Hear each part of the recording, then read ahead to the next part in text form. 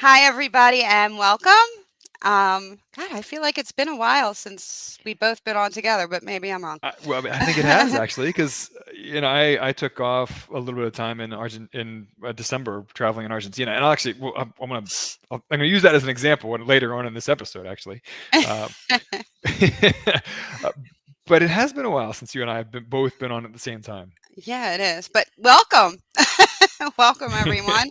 Um, and if you all want to wish Brian a happy birthday in the chats, because today is his birthday, someone put him out Oh, I there. didn't know we were going there. Yeah, yeah. Making me feel old, long in the tooth.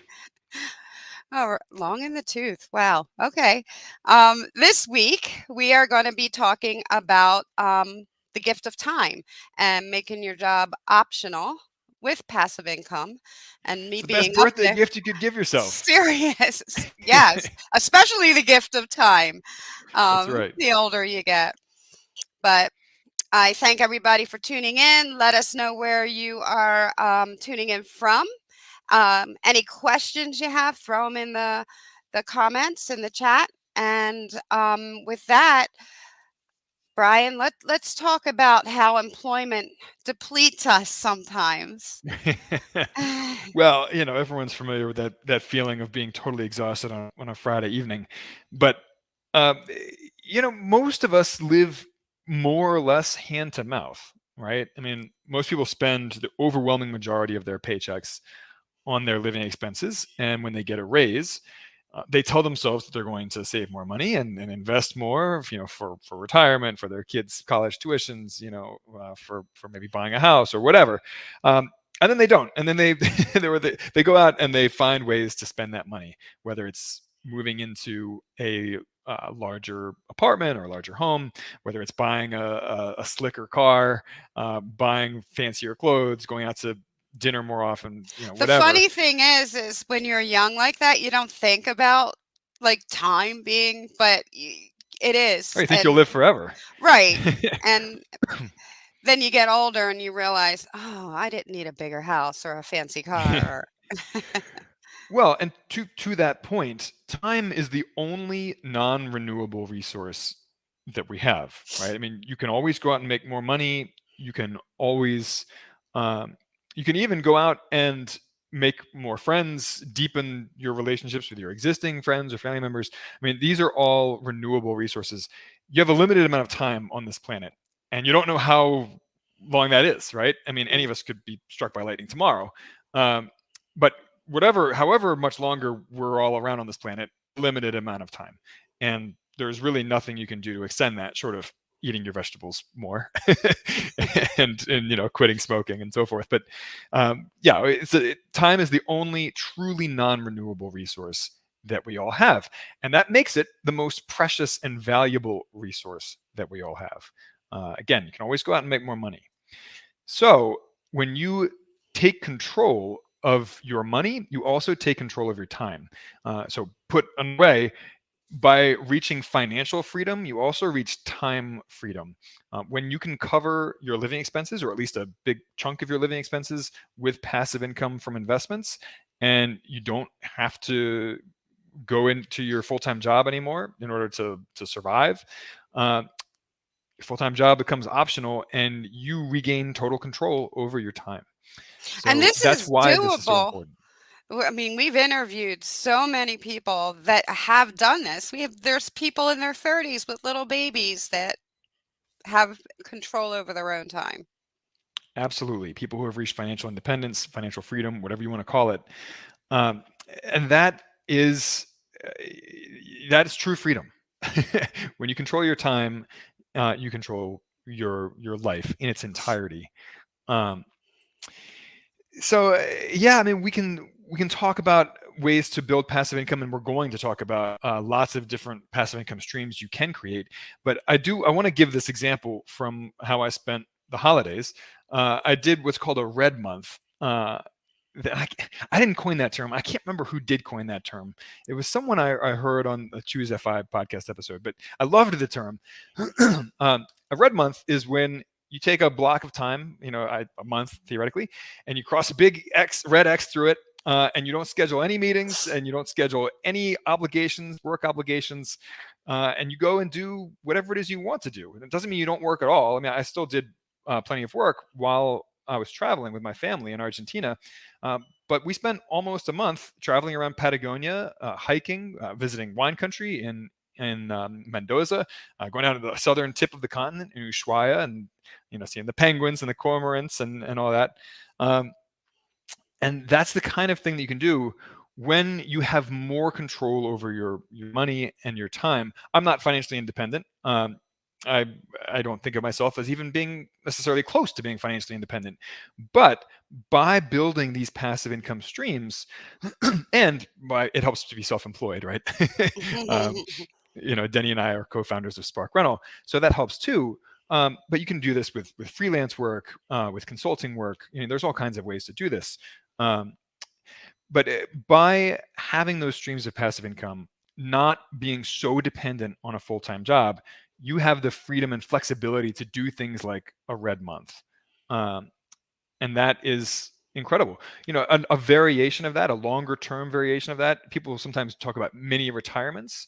Well, they'll go and they'll suspend their job or quit their job, or take a sabbatical from their job for 3 months, 6 months, 9 months, whatever, and go and travel or go and spend time with family, what it is that they want to do before returning to full-time work. So mini retirements are another variation on this that people sometimes do. And again, it helps a lot to have passive income streams, whether those are from real estate Absolutely. or from other things like dividend paying stocks or bonds or whatever. Um, and then the most extreme version of this is, I hate this term barista fire, but I'm going to use it just because some people are familiar with it. The idea is that you may not have enough passive income to cover all of your living expenses, but you have enough to quit your high stress, high octane day job and then go and pick up work that you find more enjoyable, Mm-hmm. or that you are more passionate about. So hence the term barista fire, where someone quits their high stress office job and they go and work as a barista at Starbucks, or whatever, or working in a winery pouring wines, whatever it is, some kind of laid back job. But a theme that Denny and I have noticed again and again and again with the people that we've had on this show, people who have reached financial independence with real estate or through other means, is that none of them are actually retired, right? Like, all of them went on to do some other type of work. Now, Right. not high stress day job work. In many cases, they went on to start a business. Like Rick Orford launched the Financially Independent Mm-hmm. Millennial. Um, Al so Williamson. sometimes they start online businesses. Sometimes they go work for nonprofits. Like Ashley Thompson, she trains seeing eye dogs now, um, That is as her so good. calling. That's very cool. I love that. Yeah. So, some people volunteer full time. Like, actually, I don't think Ashley gets paid to do that. I think that's all volunteer. But Hmm. the point is, people go out and they find work that they are passionate about. Sometimes that pays quite well. Sometimes that doesn't pay well at all. But with passive income streams, you don't need to cover all of your living expenses necessarily to go create your perfect life. You just need enough to cover the gap between what your dream work pays and what you want to live on. And let's be clear that you could quit your job today and go do your dream work, and just spend less money, right? I mean, Right. if you took a 30% pay cut, you could just spend 30% less and go live your dream life right now. um, but of course that involves cutting back on your spending, which not everyone wants to do, and I understand that, even if I uh, don't necessarily want to encourage that mentality. I understand it. um, so what you can do is just aim to create enough passive income from your investments to bridge that gap between your dream work and your target living expenses. Um, so if you live on 60 grand a year, I'm making up numbers, if you live on 60 grand a year and your dream job pays 50 grand a year, then you need 10 grand a year in passive income.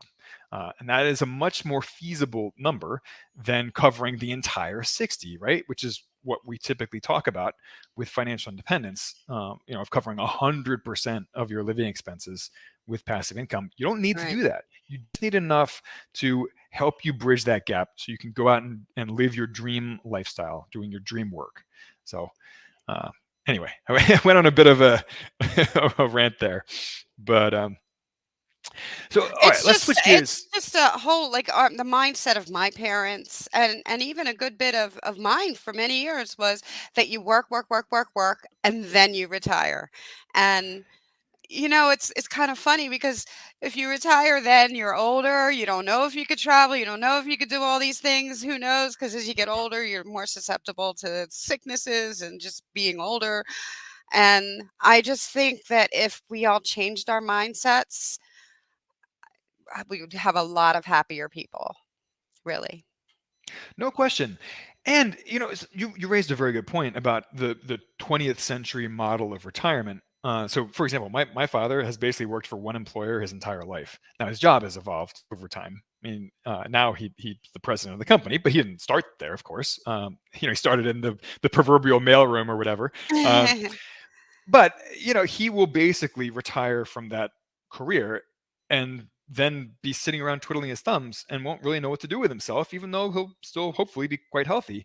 And that's kind of the problem with this 20th century model of retirement: is you work for 40 or 50 years, they throw you an office party on a Friday and they give you the gold watch or whatever, and then you disappear from the working world entirely, and you don't know what to do with yourself. Your spouse is frustrated with you because you're suddenly hanging around the house all the time.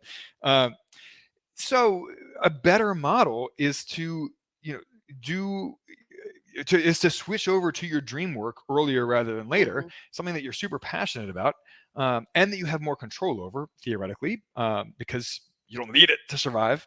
Um, so you can then go off and have a whole series of other, if you want to call them post-retirement careers, or post-fi careers, or whatever you want to call them. There's not really a perfect name for these, but a series of jobs that are post high stress career, that are much more flexible, much more fun, much more meaningful to you, fulfilling.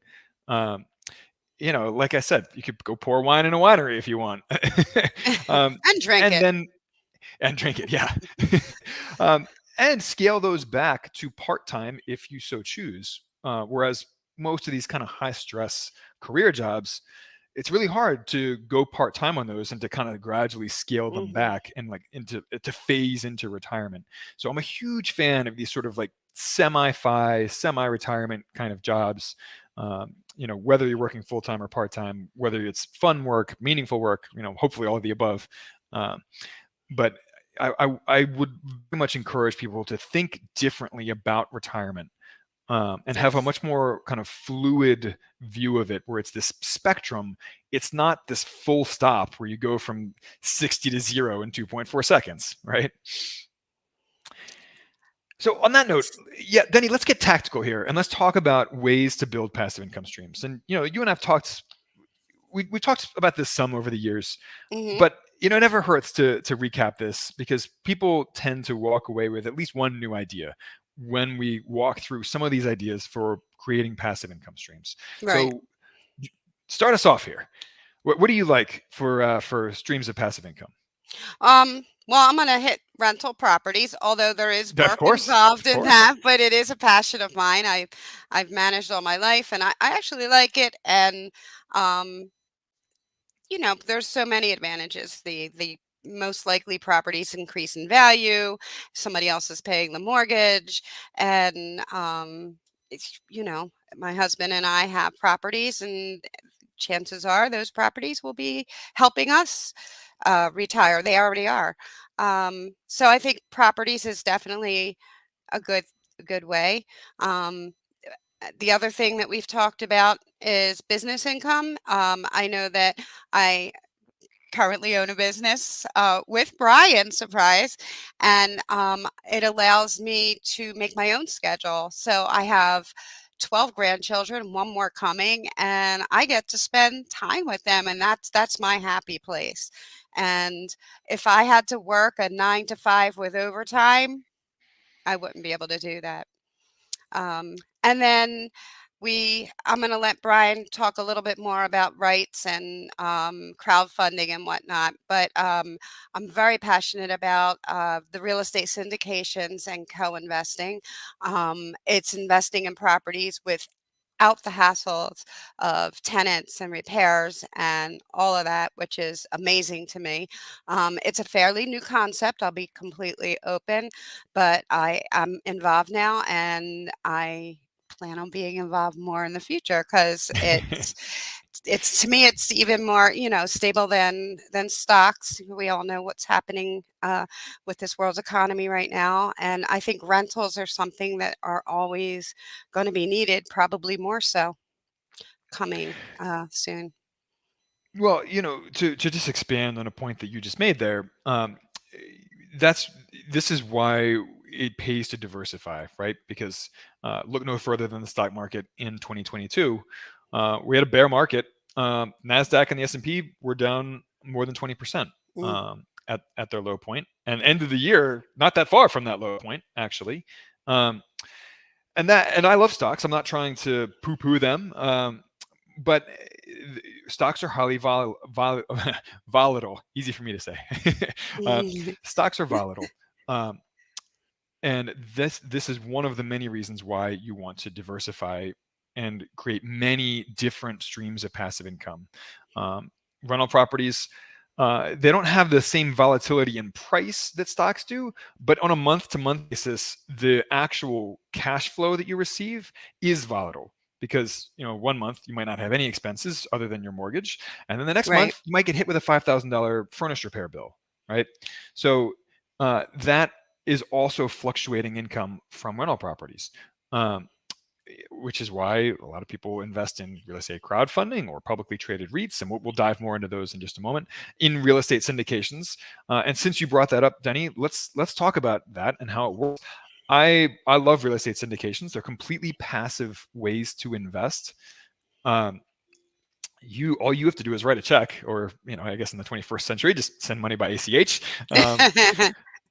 But yeah, you don't have to field 3 a.m. phone calls from tenants complaining about how they clog the toilet and wanting you to come over and plunge it, or demanding that you change a light bulb for them. You don't have to worry about. Well, I laugh, but that happens. No, I know. Just You don't have to worry about maintenance, repairs. You don't have to worry about fighting property tax bills. Um, you just sit back and collect the distributions, which are typically either monthly or quarterly, and much more stable, much more Mhm. regular than um, rental income. And then at the end, when the property sells, you get a big paycheck. So I love real estate syndications. They do come with their hurdles and their challenges, of course, like all investments. The Mhm. two big ones are that some syndicators only allow accredited investors, so wealthy investors, and that's a challenge for middle class investors. Finding reputable syndicators who allow non-accredited investors. That's one challenge. The other big challenge is meeting the high minimum investment on these. It's typically $25,000 to $100,000 minimum investment in a real estate syndication, which, to be frank, is either out of reach or a big stretch for middle class Right. Americans. I mean, that could be their income for the entire year. So, what Deni and I have created is an investing club. We call it the co-investing club, where once a month we propose a syndication deal. All of them are available to non-accredited investors, and any members of the club who want in can participate for $5,000 a person as a minimum investment. They can invest more if they want, or they can skip the deal entirely if they're not feeling it. Um, Deni and I put our own money in these deals if there's enough interest from the club in proceeding with them. But it's really, it's a joint, pooled kind of style of investing. Where we all get together once a month, we bring the syndicator on so we can grill them, ask them questions, and then discuss the deal afterwards and decide if we all want to move forward together or not. So that is one option as well.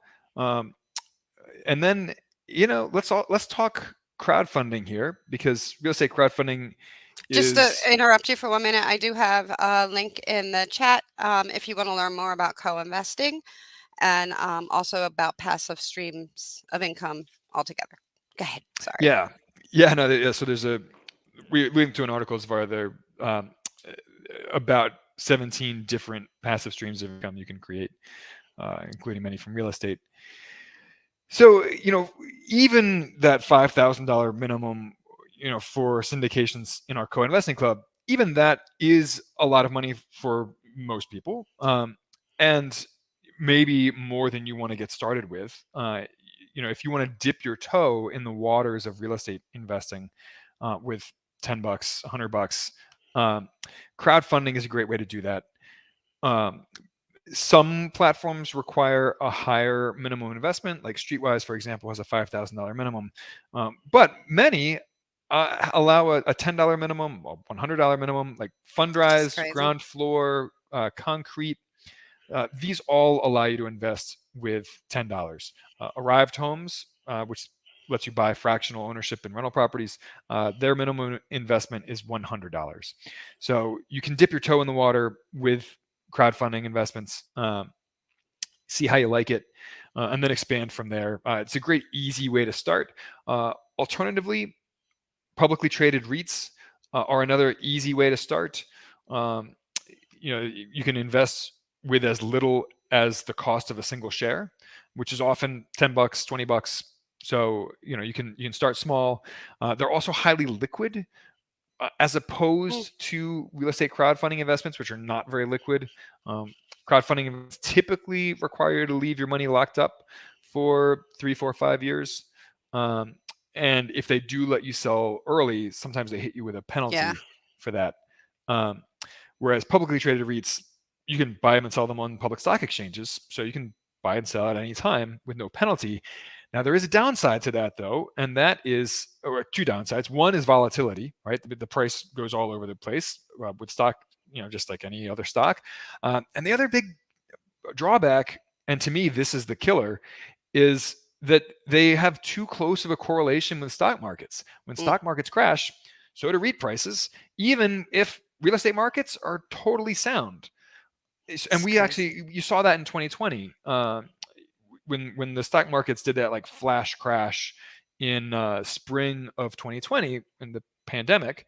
Um, Stock markets crashed and REIT prices also took a big dive, even though there was nothing wrong with housing markets. In fact, it kicked off a huge spike in real estate Yes. values across the country for the next 2 years after that.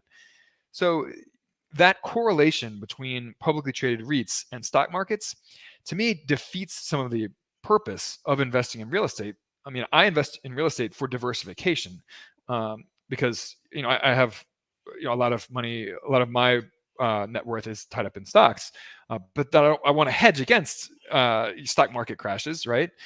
So that's one of the reasons why I invest in real estate, is to diversify. Um, but if your publicly traded REITs crash in value right alongside stocks, uh, doesn't really provide you much diversification value. Um, but you do get that liquidity, which is a big advantage. Um, and then, of course, bonds are an oldie but goodie, especially in an era of higher interest rates. Bonds suddenly become a decent investment again. For most of the 21st century, interest rates have been low. Central banks have mostly held interest rates low for this century, and bond yields have been pretty unattractive as a result. And that has added another challenge for retirement planning, by the way. Um, and it's one of the reasons why people turn to things like real estate investments, or have turned to real estate Right. investments. Uh, Nowadays, with interest rates a little higher, bonds actually offer decent returns in some cases. I mean, if you're buying treasury bonds, they're still going to be very low returns, but perfectly safe as well. So, not trying to take anything away from bonds. Uh, We don't want them to get offended, bonds. Yeah, exactly. we keep it PC around here. So So, yeah, is there those any are, other? well, I mean, there's all kinds of other things you can do for passive income. You can go out there and create creative works, right? To earn royalties. Mm. Music, photography, novels, whatever it is. Um, but those are the big ones that I like. I try to keep it very simple with my stock investments. I invest mostly in index funds, and I try to spread it around to you know every industry, and small cap, medium, mid cap, large cap, U.S. Companies, uh, emerging markets, international developed markets. Um, so my stock portfolio is pretty broad and diversified and mainstream. So with my real estate, I am willing to get a little bit more adventurous with like real estate crowdfunding, um, with syndications. But my favorite investment right now is real estate syndications, because I think you can find a sweet spot of moderate risk, like mid-range risk, with very Mhm. high returns. So there's that disconnect between the returns and the risk, um, Yes. where you can do well. Um, so, Denny, any final thoughts that you have about building passive income to basically buy back your future time, and retake control over your future time? Well, I will tell you this. I am almost at retirement age. I have no desire to retire. I'm not somebody who's gonna. Good. I can't have you going Oh, anywhere. my father was the same way. My father invested in real estate. That was his big heart, but it enabled him to retire early. But he never retired. He worked right up until, yeah. So, but the nice thing is the choice. And I wish I would have known these things when I was in my 30s, um, because it's never too late and it's never too early to start. But the earlier, the better. So that would be my final comments. All right. Well, thank you guys so much for joining us. Please, if you enjoy what we're talking about up here, leave us positive reviews on iTunes, on Stitcher, wherever it is that you listen to podcasts. That helps us get the word out, helps reach more people. So, we don't do a very good job of asking you guys to do that on a week to week basis, or plugging the show. But yeah, if you enjoy it, please give us a nice rating. And on that note, we'll see you guys next Tuesday. Have a great week. Absolutely. Have a great week. Bye bye.